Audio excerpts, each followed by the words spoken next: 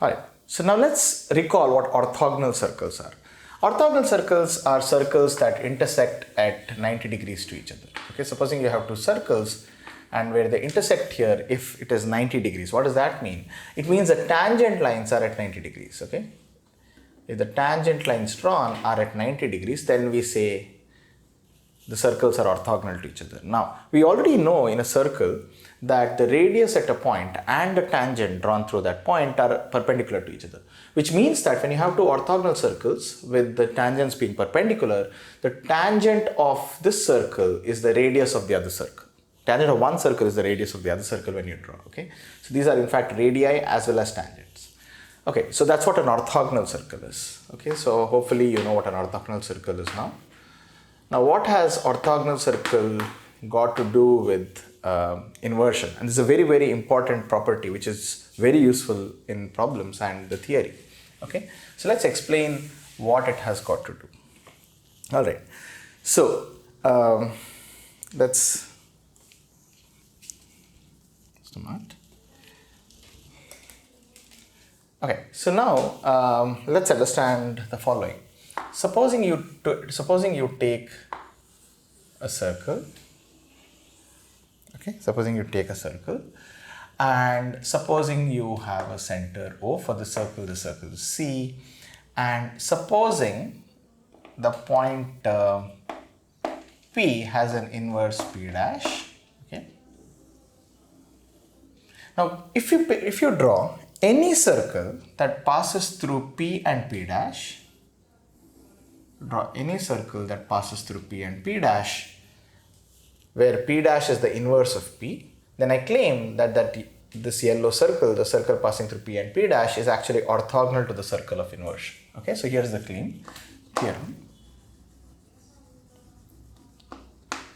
Okay, a circle, let C be a given circle, so maybe we should write it clearly. Let C be a given circle. Okay, and let P dash be the inverse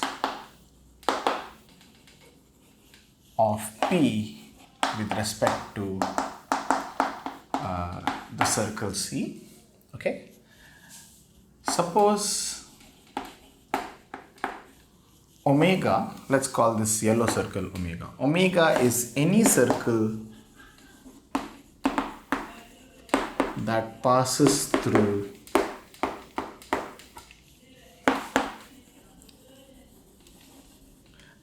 P and P dash, then omega 1. Omega is orthogonal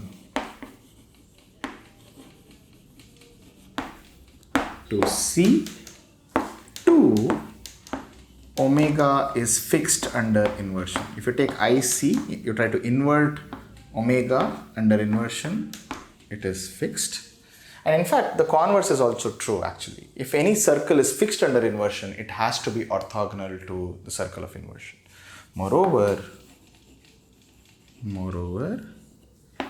if IC of omega equal to omega, then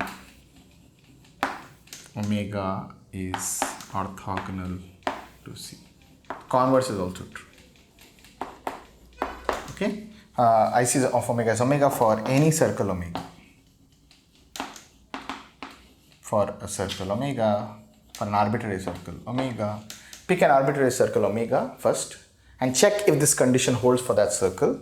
IC of omega equal to omega. If it does, okay, it's in other words the circle is unchanged under inversion, the circle remains fixed under inversion, then omega must be orthogonal to C.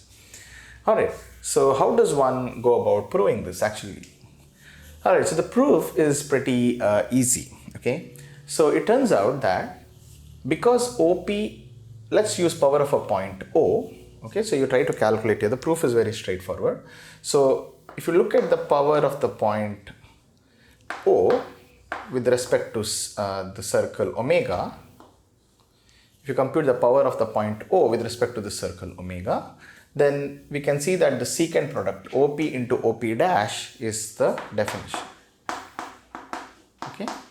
But since P dash is the inverse of P with respect to the circle C, OP into OP dash is the radius of the circle, which we know as K. Okay. So this is K square. Alright. But now notice that if you pick a point where this orthogonal circle intersects, I think it's important to know that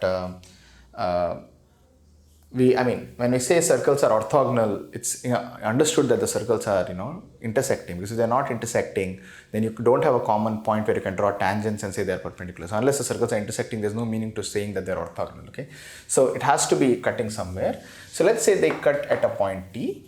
Okay, now if you join OT, that is the radius of the circle C, which is K, right? So it turns out this K square is actually OT square.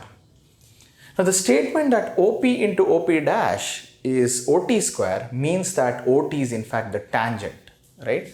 Just from just now whatever we learned, OT is tangent to omega. But OP is the radius of C. OT is the radius of C. The radius OT of C is tangent to omega, which means that these two circles are in fact orthogonal. Okay, so the radius is the tangent, and we know that radius and tangent are perpendicular to each other. So if you take this tangent and you take this radius, they will be perpendicular. Okay, so OT is in fact tangent to omega. Therefore, omega is orthogonal. In fact, let me just write it as a shorthand notation. Okay, omega is perpendicular to C. Omega is orthogonal to C. Okay, I hope that argument is clear. All right, now we have proved the first part. It's pretty easy, right? Omega is orthogonal to C. The proof is written on the side here. All right, so this is the first part of the proof. What about the second part, right? So what about IC of omega is omega? Well, that's actually even easier. The second part is even easier, because if you notice, if you pick any other line, if you pick any other point Q, and what you do is you join O to Q and extend it until it meets it at some point Q dash. Now I don't know whether Q dash is the inverse, but notice we know some fact about the secant theorem, or the power of the point, which says that if you take the power of point O with respect to omega, it's OP into OP dash. It's also OQ into OQ dash, and we know OP into OP dash and OQ into OQ dash are equal. So OQ into OQ dash is OP into OP dash, but OP into OP dash is K square. So therefore OQ into OQ dash is K square. So Q dash is the inverse of Q by definition. Okay. So Q dash is the inverse of Q. So now what happened? I picked an arbitrary point Q on the circle, and I joined OQ and extended it to meet the circle again, okay, at Q dash. And I showed that that point that I met later, Q dash, is the inverse of the original point Q. And I did this for an arbitrary point Q on the circle. So every point Q on the circle omega goes back to a point Q on the circle omega. Okay, so which means basically the points on the circle omega are fixed under inversion. Okay, so therefore IC of omega is omega. Now again we have to understand that the points themselves are not fixed under inversion. The circle as a whole is fixed under inversion. Moreover, the arc that is inside goes outside under inversion, and arc that is outside comes inside. Okay, so in other words, that's known because the inner disk is thrown to the outer part of the disk, right? So we already know that. It's just a consequence of that fact. Okay, so if you have an orthogonal, if you have a circle like this, okay, you see that this orange part sort of goes into the yellow part. Okay, all right. Now these are these two parts. What about the last part? Well, the last part is saying that whenever you have an orthogonal circle, whenever you have a circle that is fixed, then that circle is orthogonal. Well, actually, if you have a circle that is fixed under inversion, you can actually go backwards. You can start with O, join P to meet P dash. Okay. Now, if it is fixed under inversion, then you know that P must go to P dash, which means you have the property that OP into OP dash is OK square. And that immediately, OT square, which means that OT is the tangent to the circle omega, and therefore you can now conclude that the omega circle is perpendicular to C. Okay, so indeed, if IC of omega is equal to omega, you can argue that omega is orthogonal to C. Now, one of the cool things about this is, notice that if I give you a pair of points P and P dash, there are infinitely many circles passing through those 2 points. Okay. In fact, the family of circles passing through the point P and any 2 points actually in the plane is called a family of coaxial circles. The reason is that they all have a common chord of P dash, right? If you take all the circles passing through the points P and P dash, if you imagine all the circles, if you take 2 points P and P dash in the plane, and you imagine all the circles that are passing through these points P and P dash, they have a common chord, which is common secant, which is P dash. Okay, so the family of circles that pass through P dash have a common chord, and that's why they have what's called a common radical axis. This common secant is called the common radical axis.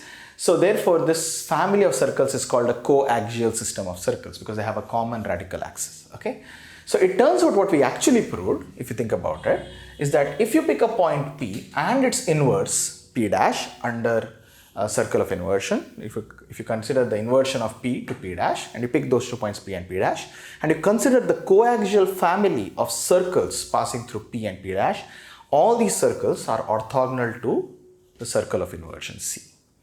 Conversely, any circle which is orthogonal to the circle of inversion will remain fixed under inversion.